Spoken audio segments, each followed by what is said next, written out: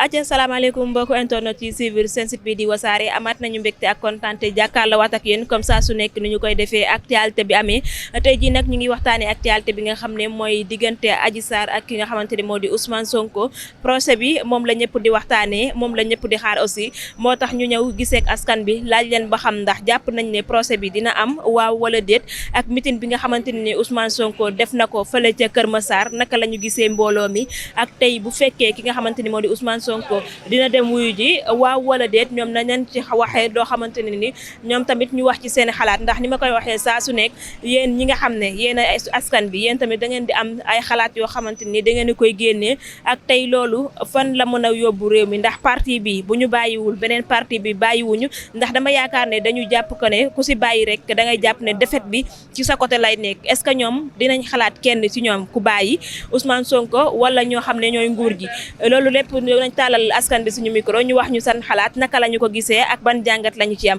xaalis sama caméraman bi bu baaxee ma dugg ci biir marché bi gisee gars yi tàllal leen suñu micro ñu wax ñu seen gis-gis naka la ñu ko gisee. sëñ bi nuyu naa la. waaw fay naa la waaw. yaa ngi ci jàmm. maa ngi sant yàlla bu baax. tur bi naka la. tur bi Bamba Kebe la. Bamba Kebe tey ñuy waxtaanee li nga xam ne jamono yi moo nekk actualité ci réew mi mu nekk procès ki nga xam ne moo di Adji Sarr ak Ousmane Sonko jàpp nga ne dina am wala. projet boobu bu ko yàlla tuddee mun na am de. waaw parce que man lenn rek laay wax nii quoi mooy tey jii ne nañ concentré wu ci seen liggéey quoi ay Macky Sall ak ay Ousmane Sonko yi yëpp man pour man daf ñuy tardeel quoi parce que tey jii nii Ousmane Sonko dañoo am ci moom yaakaar rek mais tey jii nii mun na toog tamit def lu ko neex parce que Macky Sall lii la fi waxoon bi mu toogee gis nga ko tey lu ko neex la def quoi waaw man daal li may conseillé seen yi mooy ñu concentré wu ci seen job yaa ma gën a xam parce que xam nga rek Sénégal dafa metti quoi te saa mi tourné benn jeune amatul yaakaar moo tax. d'après ki nga xamante ni moo di Ousmane Sonko bi mu wootee Kër Massar gis nañu mboolam mu fa daje est-ce que bu ñu waxee ci discours am mooy gatsa bu ñu ko defee mu mënul am foo xam ne dina fi yóbbu réew mi. waaw Ousmane Sonko moom wax dëgg yàlla man moom am naa ci moom confiance quoi parce que combat bi nga xam ne mi ngi koy porté nii di ko mëne quoi peut-être yaakaar naa pour ñun jeunes yi la quoi parce que constitution bi fi nekk nii wax dëgg yàlla baaxul quoi te Ousmane Sonko peut-être gëm naa bu toogee lu bari dina changer Sénégal quoi waaw. est-ce que jàpp nga ne kenn ci ñoom maanaam ki nga xamante ne moo di Macky Sall wala ñi nga xam ne ñoo yore li nga xam ne moo di procès bi ñoom est-ce que xalaat nga tey kenn ku ci nekk ci ñoom koo xam ne dina dellu ginnaaw muy ci côté Ousmane Sonko wala ci côté nguur.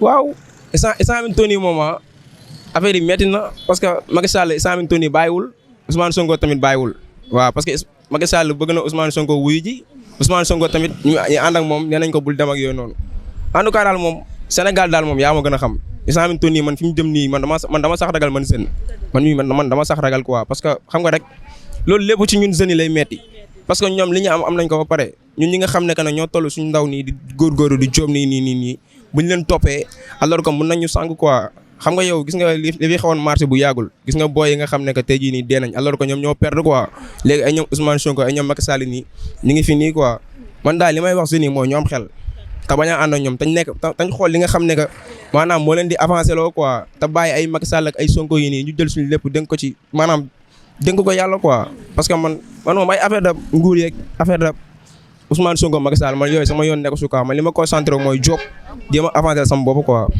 d'accord merci beaucoup. ok merci ok ciao. sëñ bi nuyu naa la.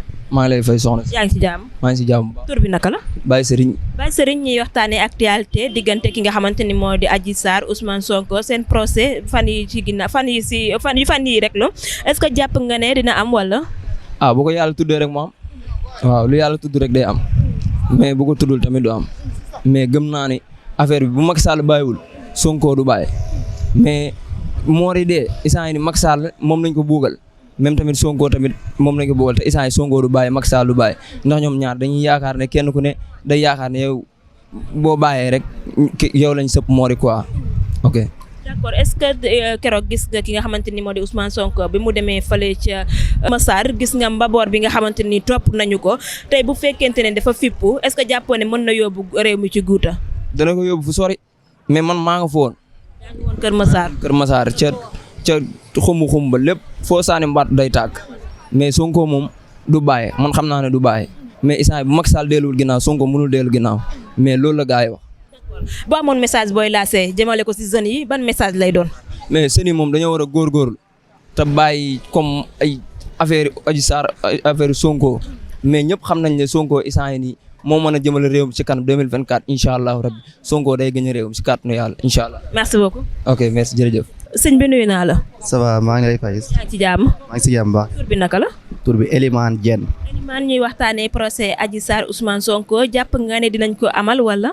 non jàpp naa ne dina ko amal mais ça peut être dans des conditions difficiles ndax pour l'instant moom jàpp naa ne projet fu mu toll moom confrontation est inévitable oui. d'accord gis nañu dossier bi dañ ko criminaliser est-ce que tey jàpp nga ne Ousmane Sonko moom dina dem wuyu ji jour boobu. Ousmane Sonko non man jàpp ma ne noonu te du ma ko doon digal tamit dama naa ko bul dem ndax loo xamante ni certificat médical non prouvé wu ko loo xamante témoignage tamit mooy loolu danoo dindi moom li wax da nga kaa dindi moom jàpp ma ne moom mën ngaa dem si loo xamante ni comme ça waaw. d'accord est-ce que tey bu demul wuyu ji xalaatoo ne mën na indi ay problème wala mu indi guute ci réew mi aussi. waaw loolu moom j'espère que dina am moom ndax ñi ma gis nii ñoom defuñu pour projet mais dañoo def boo xamante ni pour loo xamante ni man daal damaa jàpp ne ñoom waa Benno suma Benno Bokk Yaakaar doo ñëw pour lii doo dégg koo si wax moom day mel ne amuñu programme yow gi nga dëkk bi dara doxul man mi je suis un étudiant Issa damay ñëw ni du vacances amee ma ñëw comme ça yaam nga dóor waar mais ñoom problème dëkk bi day mel ni ñoru leen toujours dossier Sonko Adji Sarr suba ngoon toujours moom ngay dégg si mbedd moom plateau sax doo si lee man damay contester chaque jour quoi pourquoi nag da ngay gis ministre sax toog naan ay Sonko Adji Sarr nii ñoom est-ce que amuñu li ne ministre Sonko est-ce que newuñu ministre Adji Sarr est-ce que foofu du fi justice amoon ñoom ministre war na noo mën a toog di wax naa ay Sonko Adji Sarr comme ça ñoom danoo war na neutre comme que droit danoo nekk si pays de état de droit mais jàpp man li état de droit li man daal ama conviction jàpp naa du complot la quoi. d'accord est-ce que xalaat nga tey Sonko dina mën na dellu ginnaaw wala li nga xam ne moo di justice est-ce que jàppoo ne tey ku si dellu ginnaaw da ngay jàpp ne sa défaite la aussi. waaw loolu moom ku si dellu ginnaaw si ñoom ñaar muy Sonko muy kii nii Sonko moom je sais que moom loolu je me jure que moom du dellu ginnaaw ndax leen moo mën a ne pour man pour solution mooy la ñu renvoyer ko ndax tamit ñoom it du nga ko defee ñoom du fekkee ne comme ça renvoyer ko après 2024 du fekkee mooy loolu du fekkee moo ne président dossier bi mu nekk non-lieu du fekkee liinu mais comme pour l'instant ni moom bëgg a liinu loolu doom ndax Sonko du dellu ginnaaw te tamit même chose que ba benn Bokk Yaakaar duñ defee loolu tamit ñoom day defee si ñoom defee lan koy jàpp si ñoom ndax comme que topp nañ si ba jusqu'à présent moom ñoom mooy loolu mais dina andi réew mi si guddi goo xamante ni moom mooy loolu. d'accord démb keroog gis nañu ki nga xamante ni moo di Ousmane Sonko woote fale sa Kër Massar gis nga mbooloo ba fa daje ban jàngat nga ci am aussi. njàngat mi damay wóor na ñoom liñ doon wër di yàq der du suba au matin wala nii na loolu wóor na Sénégal yi war na loolu gëmuñu ko. gëm ndox doo ko gëmoon mënoo di presque 2 ans bientôt 2 ans nga nekk fii tuumaal nit koo xamante ni ay tuuma sax laa ko mën jàppe man à ma conviction boobu ba léegi yow nit ñi chaque jour da ngay gis nit ñi di ko gën a bëgg man mii demoon naa mais da ngay gis nit ñi da nga koy gën a bëgg du nga ko wooyee yow doo gisee nit ñi ni déterminé woo rek da ngay toog ba si yàgg di poser question quoi man c'est la première fois may dem ci affaire de meeting politique yi quoi. discours ba nga xamante ni Sonko def na ko ba tamit lan nga ñu si mën a wax aussi. discours bu responsable laa ko jàpp naa ne moom mooy loolu discours bi tamit noonu la mën a demee man jàpp naa ne noonu la mën a waxee ndax xam nga si loo xamante ni tamit mooy loolu yow bientôt 2 ans fi mu ne affaire bi àgg na terminus j'espère que terminus moom àgg nañ mais man doo mënoo bientôt 2 ans ñu lay lim ni yow am nga njaboot à part affaire politique Sonko dafa am njabootam chaque jour ñu dégg viol sa papa viol sa lu est-ce que loolu tamit conscience nga bëgg di si dund si situation ba kañ loolu tamit man du mu doon damay riposte ndax affaire moom li mu wax rek mais àgg na terminus moom j'espère que. d'accord merci beaucoup. ok merci beaucoup. sëñ bi nuyu naa la. soxna si fay naa la. yaa ngi ci jàmm. maa ngi sant bu wér. tur bi naka la. Ibrahima Ndaw la. Ibrahima tey ñuy waxtaanee procès Adji Sarr Ousmane Sonko jàpp nga ne dina am wala. non procès moom mënul am moom mënul am ndax Adji Sarr tegu fi dara lu leer loo xam ne war nañ cee mën a yóbbu Ousmane Sonko procès te ñun moom ñu ñooy ndaw yi nga xam ne ñoo nekk ci ginnaaw Ousmane Sonko lu mu metti rek suñu bakkan la ñuy joxe ba mu jeex tàkk bu laajee bakkan moom ñun jox nañ suñu bas waaw testament la def Ousmane Sonko ñu def na testament ba pare di xaar bu joxee ndigal rek ñu fekk si ko ci li mu woote te ñun pare nañ bu ne waaw la bu ne déedéet la procès moom mënul am Sénégal. d'accord gis nañu dossier bi dañ ko criminaliser est-ce que tey bu Ousmane Sonko demul wuy ji mënul yóbbu réew mi ci guuta aussi. Ousmane Sonko warul wuy ji sax. moo tax ndax bu wuy jee mën na ko gàllankoor du nekk candidat te ñun duñu seetaan loolu ñun jeune Sénégal ndax Ousmane Sonko mooy suñu espoir mooy suñu yaakaar kon moo tax procès warul mën a am bu wuyujee rek mun na am te wuyu ji ba warul kon lu mu munti jar rek ba du wuyu ji rek ñun dinañ ko def moom du wuyu ji. gis nañu meeting bi nga xamante ni woote na ko Kër Massar keroog gis nañu mbooloo bi nga xamante ni moom moo fa teew ban jàngat nga ci am. mbooloo moom kay man du ma ci am jàngat ndax man Ousmane Sonko la àndal mais ñi nga xam ne ñoo war a wóolu Ousmane Sonko ñoom ñoo ci war a jëlee jàngat xoolaat bu baax fi ñuy teg seen tànk ndax Ousmane Sonko moom Ousmane Sonko bu Sénégal la ku ko bëgg a toroxal nag ñun ñu jaay la suñu bakkan toroxal la loolu rek moo fi nekk amul leneen loolu donc. yow li nga bëgg mooy ñu bàyyi dossier bi mu sedd daal. dossier bi nañ ko classé sans suite Ousmane Sonko ñu du am dara lu ñu koy toppee mu nekk candidat ñu jox ko suñu réew mi mu yor ko comme ni mu ko war a yoree comme nu ñu ko diggee loolu dong la message baay bu may lancé mooy ki jiite réew mi ñetti jàmm yi mooy jàmm ji mu bëggal boppam bi mu bëggal askanam ak bi mu bëggal ñu ko wër bu bëggee leneen nag ñun dinañ ko ci fekk si bu bëggee leneen lu mu ñuy woo ñun dinañ ko ci fekk si ñun pare nañ lépp waaw. pare ngeen pour gatsa bi Ousmane Sonko. gatsa bi moom amul deewal ma ñëw gatsa amul deewal ma ñëw moom amul deewal ma ñëw. merci beaucoup. ok merci. sëñ bi nuyu naa la. waaw soxna si maa lay fay. yaa ngi ci jàmm. sant yàlla bu wér. tur bi naka la. tur bi Ali Thiaw la. Ali Thiaw ñuy waxtaanee procès Adji Sarr Ousmane Sonko gis nañu que dossier bi dañ ko criminaliser est-ce que jàpp nga ne Ousmane Sonko dina dem wuyu ci wala. non franchement parler aw ma si yaakaar aw ma si confiance ne Ousmane Sonko dina dem wuyu ji parce que gisuñu si dossier bu leer man loolu sama xalaat la man lii sama xalaat moo di ñu bàyyi Ousmane Sonko mu posé candidat libre pour élection 2024 mu mën a posé candidat mu mën a posé. est-ce que tamit tey bu demul wuyu ji mënul indi guuta ci réew mi aussi. non mën na ko indi mënu ko indi peut-être bu demee mën na indi gàllankoor bu demul mën na indi gàllankoor kon daal ni ngi ñaan président Macky Sall mu may ñu rek placer dossier bi waaw loolu rek. tey est-ce que bu fekkee Macky dafa bàyyi wala Sonko bàyyi dañu jàpp que ne défaite la ci seen côté. non du doon défaite ci côté Macky Sall du doon défaite ci côté Ousmane Sonko parce que Sénégal benn bopp la kenn mënu ko xar ñaar man sama xalaat nag loolu la quoi Sénégal jàmm moo fi am. message ngay lancé jëmale ko ci jeunes yi. jeunes yi moom li ma leen di lancé message bi moo ko ne ñu jàppalante ñun ñëpp ñoo bokk ndey ñoo bokk baay Sénégal nag benn bopp la kenn mënu ko xar ñaar nañu bokk jàppalante ànd liggéey pour Sénégal ji mu kanam man instant bi man loolu rek laa gis pour Sénégal buñ ko deful nag Sénégal dina nekk beneen Sénégal te pays yëpp booy xool Sénégal moo si gën a jëm kanam te Sénégal dëkku lislaam la ñëpp koo wax mu ne Sénégal dëkku lislaam la Sénégal lu baax nañu xamuñu lu bon xam nga te man loolu noonu dama siy am fierté bu baax a baax te dama siy am confiance bu baax a baax. merci beaucoup. ok merci madame. sëñ bi nuyu naa la. maa ngi lay fay. yaa ngi ci jàmm. maa ngi si jàmm bu baax. tur bi naka la. Modou Thioune. Modou Thioune tey ñuy waxtaanee procès Adji Sarr Ousmane Sonko gis nañu ko li nga xam ne mooy dossier bi dañ ko criminaliser est-ce que jàpp nga ne procès bi dina am. mais man loolu li ma si xalaat leen rek la quoi dossier boo xamante si ne bu mu commencé ba léegi te amul benn effet boo xam ne def na ko lu dul di xeexloo nit ñi wala genre yeneen ak yeneen yoo xamante ni doo mën a comprendre quoi mais li ma si gis leen rek la quoi. ñu classé dossier bi ñu bàyyi doomu jaamur quoi parce que lii bu fekkoon ne affaire bi dëgg la tey war naa mën a leer parce que Adji Sarr génn na joxe audio yeneen ak yeneen xew ci tudd ay tur ba pare yooyu yëpp day dem ba yow sa xel day jaxasoo quoi doo sax mën a comprendre doy na waa trop mais leer rek laay wax quoi Macky Sall mu yërëm jeunesse bi xam ne dañoo sonn quoi ñun ñëpp nangu nañoo liggéey bu ñu xëyee ñu ngi joobi mais xeex bi nga xam ne mooy am fii nii actuellement nii ñaawlu noonu ko trop parce que ku soñoon da ngay xëy dem liggéey mais doo xëy nga bañ a liggéey ba pare wër di xeex parce que am loo xam ne nii sa morom julli doo gis ñu koy teg ba pare tamit ngay seetaan quoi maa ngi koy ñaawlu bu baax a baax te su ma soñoon Sonko mi ñu bàyyi ko mu dund laay fam bu ko yàlla war a def président mu def ko président ku yàlla war a teg si ji bopp réew mi kenn mënu si dara parce que yàlla moom lépp. tey est-ce que bu fekkente ne classé wuñu li nga xam ne mooy di dossier bi jàpp nga ne Ousmane Sonko dina wuy ji wala.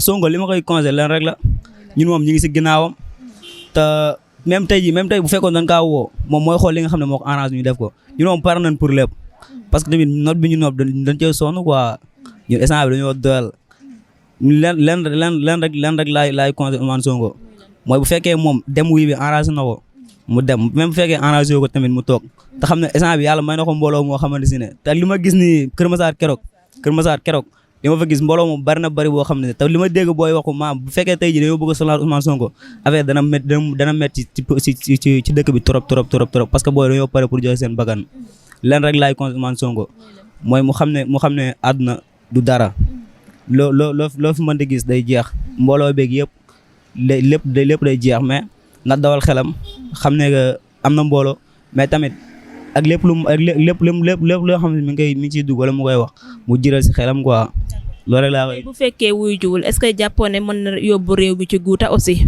waaw même bu fekkee wuy jiwul tamit mën na yóbbu réew mi parce que bu fekkee wuy jiwul li yoon wax moo ñu dem jëlee ji ko te booy par nan pour tale seen bakkan loolu tamit day taal réew mi même bu fekkee wuy ji ñu téye ko tamit day taal réew mi noonu la demee nag noonu la demee. waaw loolu rek laa gis quoi. bu amoon conseil booy joxe jëmale ko ci zones yi ban conseil lay doon. waaw conseil bi may jox zones yi comme li may digal sama boobu rek mooy xëy liggéey xam ne ëllëg da nga war a nekk père de famille am yu bari yoo xam ne yaa ko war a jiital boo xëyee dama liggéey li la yàlla war a jox dina la ko jox mais tamit ñi nekk ci kaw ñu jàppale ñu quoi parce que ñun Sénégal moo nekk réew boo xam ne moom rek moo am ay sénégalais yu nangoo liggéey ay booy ndaw ngay gis ñun bu ñu xëyee 7 heures du matin la ñuy yeewu wala 5 heures du matin. dem Colobane ko si ay tubay bu ñëwee nekk ci marché bi lu yàlla may ñu xam loolu la parfois mu dëgër mais sant yàlla parce que dara xëyul sotti quoi àdduna noonu lay doxee da ngay commencé ci benn ba keroog fi nga war a yem nga yem foofu noonu. d'accord merci beaucoup. ok kontaan naa bu baax am leen jaamu. sëñ bi nuyu naa la. fay naa la soxna si. yaa ngi ci jàmm. maa ngi sant bu wér. tur bi naka la. Ababacar Ndiaye. Ababacar Ndiaye ñuy waxtaanee procès Adji Sarr Ousmane Sonko gis nañu dossier bi dañ ko criminaliser est-ce que jàpp nga ne procès bi dina am waa wala déet. procès bi de lépp a ngi si mën na am mën na ñàkk am mais man moom lu ma yaakaar procès bi mënul am. lan moo tax loolu. parce que Adji Sarr Ousmane Sonko depuis mois de mars 2021 ou bien 22 ba léegi ñu ngi si di wax di critiquer Adji Sarr man ak moom ñoo bokk sëriñ Mbaye si am si ñas mu ngay dégg waaw moom génn na woo Adji Sarr leeral na. Adji Sarr ñu ko tëddee wax na ko déggoo si Sonko bu ñu amee ku ñu woo nen woo ñu ko tëddee ñu yóbbu leen mais kenn bu ñu leen woowee ñun suñu yoon nekku si mais Sonko ñun Macky Sall dañu xañ suñu taraanga Sonko ñun gis nañ ne moo mën a jëmale réew mi ñun fi ñu bëgg lu réew mi di laaj gis nañ ko si Sonko waaw. est-ce que bu fekkente ne dossier bi classé wuñu ko jàpp nga ne tey Ousmane Sonko dina wuy ji waaw wala.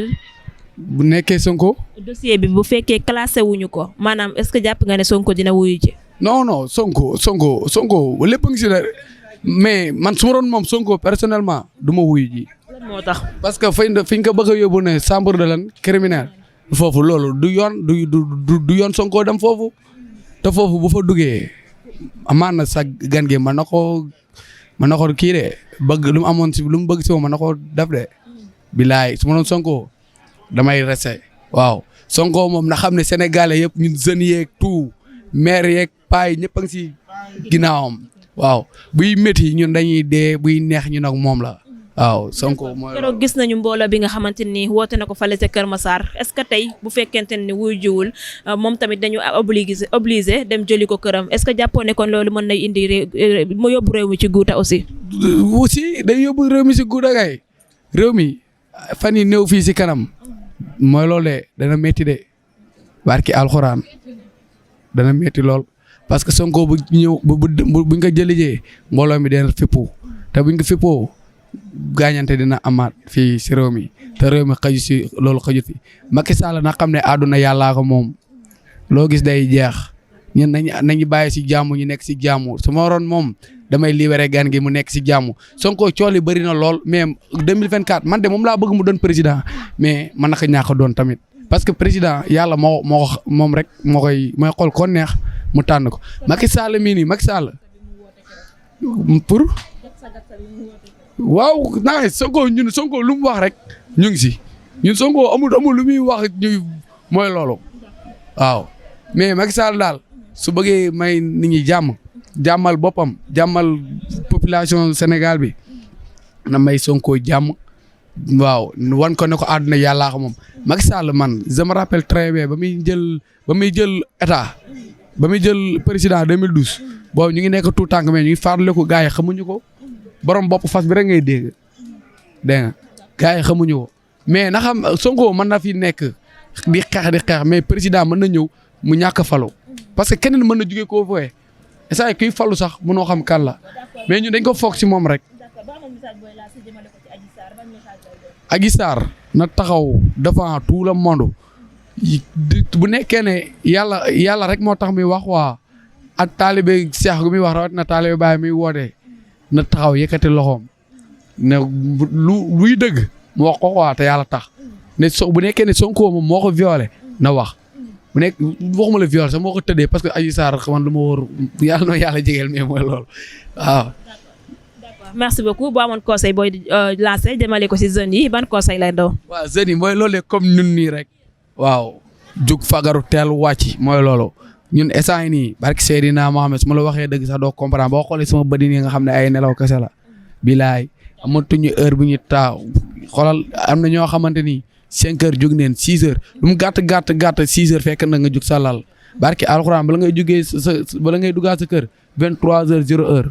mooy loolu fii ay jeunes yu am jom ñoo fi ne yu nangoo liggéey pourtant bu ñu nekkoon def seen morom yi de nii ñu def de dam toog si buntu pari foot bële wala di toog si kaw tali bi lu romb ñu këf mais defuñu loolu dañuy liggéey. d'accord merci beaucoup. ok thank you. sëñ bi nuyu naa la. waaw ñu lay fay. yaa ngi ci jàmm. sant yàlla bu baax. tur bi naka la. Almaami Ndiaye. Almaami ñuy waxtaanee dossier ki nga xamante ne moo di Adji Sarr Ousmane Sonko gis nañu ko den ko criminalisé est-ce que jàpp nga ne procès bi dina am wala. bon ñun moom lu ñuy wax bëriwul ñu si gannaaw Sonko bu mu wax rek noonu la ñun pare nañ fépp waaw parce que dëkk bi dafa métti yaa ne maar ñu dañoo sonn surtout ñun ambulant yi ñun commerçant yi dañoo sonn dëkk bi dangay xëy xoola soo wësëg sax mën naa ñëw sax mais doo ko jariñoo parce que métti na dépasse bi bëri na leneen ak leneen dañoo sonn daal man de wax dëgg yàlla man seulement laa xam de te bëri na ci samay morom état bi moom mooy lool ñu si gannaaw Sonko daal lu mu woote dañ ko si wuyu noonu la dem. bu fekkente ne Sonko dafa bañ a wuy ji est-ce que jàppoon ne mën na indi problème ci réew mi aussi.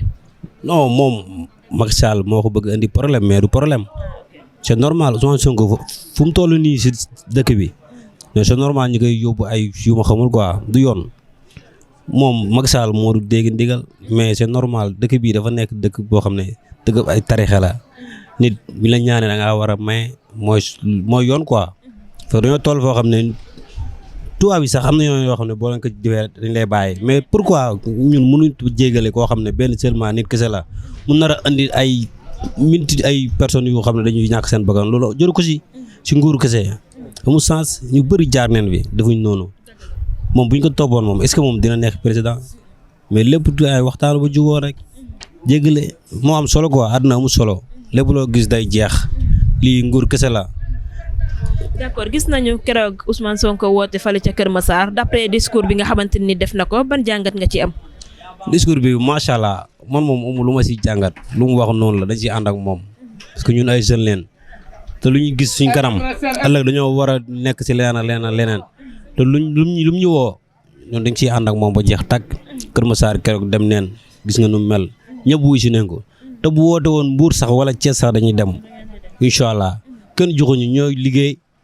dagg suñu paas di dem di ko wuyu ji noonu la demee. xam nga jour boobu dawuñu quoi waa Thiès ñëwuñ waa Mbour ñëwuñ waa Fatick ñëwuñ waa Kaolack ñëwuñ fii affaire bi Sonko moo fi ne yàlla loolu la yàlla dogal àdduna yàlla moo ko moom de doo xool xanaa barki Seydina Mohamed Sonko moom nitu yàlla la kooku xam nga la moo gën a neex ci àdduna mooy nga jug ànd ak yàlla ànd ak yow barki Seydina Mohamed doo tiit doo raf loo ne waaw mooy Sonko dafa ànd ak yàlla ànd ak moom. gan gi na nanga loolu mu noppal ñu ñun sénégalais àdduna yàlla moo wax moom day jeex wala boog yàlla rek d'accord. man de loolu laa gëm man fii may dégg nag ñi naan ay xale yu koy wuyu ji yoruñ ay PS yoruñ ay lii fii ñëpp ay woote barki alxuraan xale yi léegi yu 10 ans sax da ngay am carte d'identité jamono léegi moo changé ay da ngay dem ba toll ay 20 ans doo am carte d'identité doo am PS doo am dara mais léegi 10 ans sax da ngay am PS am lépp incha allah 2024.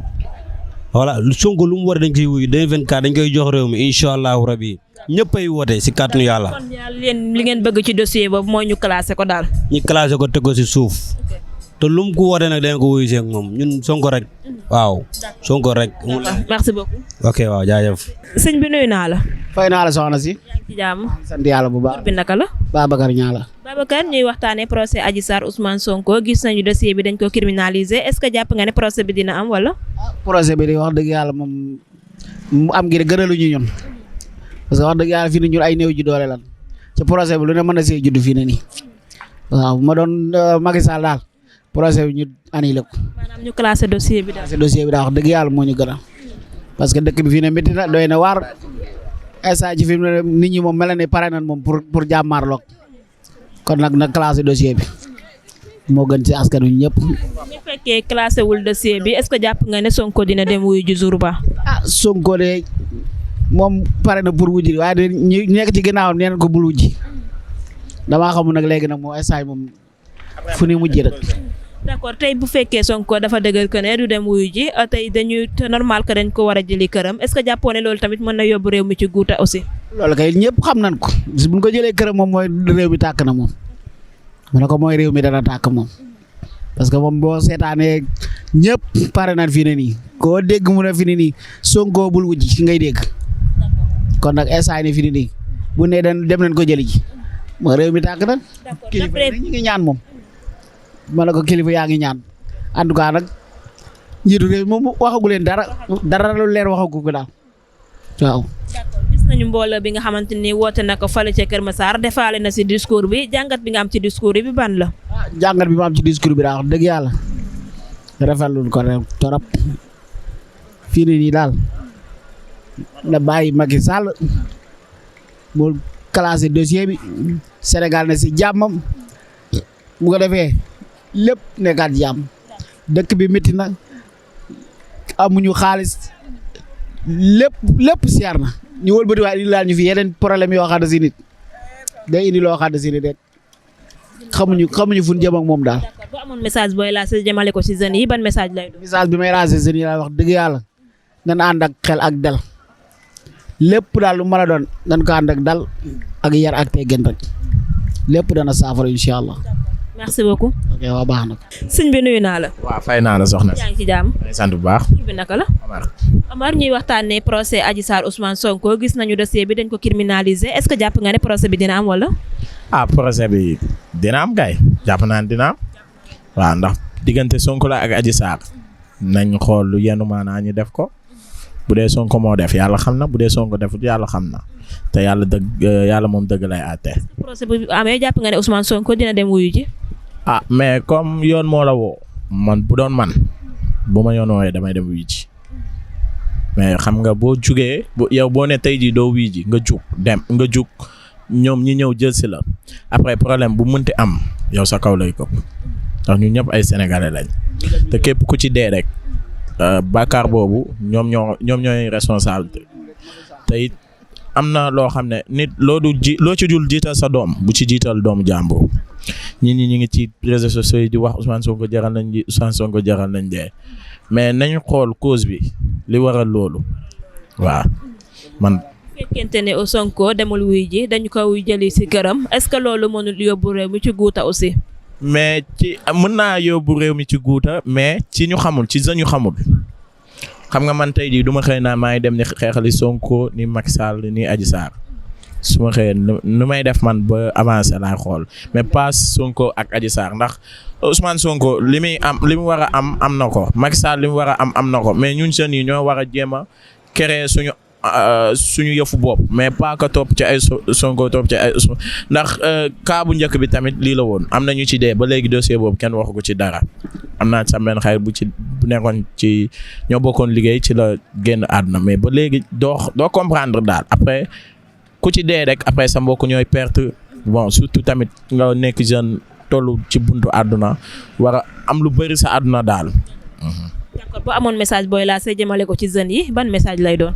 dama naan ñi am yar am teggin tey ñi def lépp ci dal ndax nit ki boo koy xeexal gëm naa ni bëgg nit ki dëgg la am na nit ki mën nga kaa bëgg trop mais bu mu la jaral yenn yi ñun man Barthélémy Dias mooy sama président bon moom laay voteel incha allah mais am na yoo xam ne daal bu mu la jaral yenn yi daal képp koo gis man damaa xool ci kaw Ousmane Sonko bu njëkk ba contre moo ko nag mais damaa xool ci kii bu njëkk ba Kastiloor yi bañ koy tëgg bon gis naa doomam génn ñi def acte boo xam ne dañoo dugal doomam bàyyi ñeneen ñi ci biti mooy làq doom après doomu jàmbur moom sa yoon nekk si bu dee baax na bu dundee baax na Ousmane Sonko daal moom bu doon man maay moom day woote daal mu dem wuy ji di nga kaa woo yoon na ko woo na dem wuy ji. est-ce que xalaatoo ne tamit bu demee wuy ji mën nañ ko sàkkal pexe loolu lay sóoraale. waa mais bu demee ñi sàkkal ko pexe mais réew mi Macky Sall moomu ko Ousmane Sonko moomu ko Ousmane Sonko la ak Adji Sarr ñoom ñaar ñoo am problème non na leen seetaan bu dee dañ koy sàkkal pexe tamit ku nekk jóg wax ci ñii ñaan tamit kilifa diine yi tamit bu ñu toog xaar ba affaire yi ëpp loxo ñu wax nañ ci jàpp rek ñu wax ci waaw. D'accord, merci beaucoup. ok ñu ngi lay ziar bu baax jaajëf.